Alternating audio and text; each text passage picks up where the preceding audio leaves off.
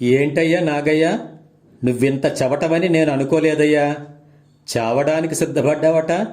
మీ భార్య చెప్పింది. ఏం చెయ్యమంటారండి? నా పరిస్థితి అలా ఉంది. వెనక్కి వెళితే నుయ్యి, ముందుకు వెళితే గొయ్యి.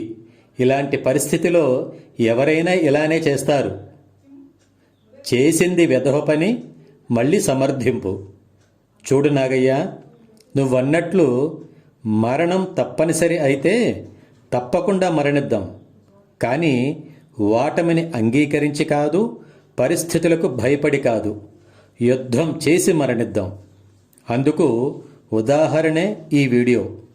చూడు, నీలాంటి పరిస్థితే ఎదురైనా, వేరే దారి లేదని తెలిసినా ఈ లేడిపిల్ల యుద్ధానికి సిద్ధపడి తనే ఒక దారిని సృష్టించుకుంది.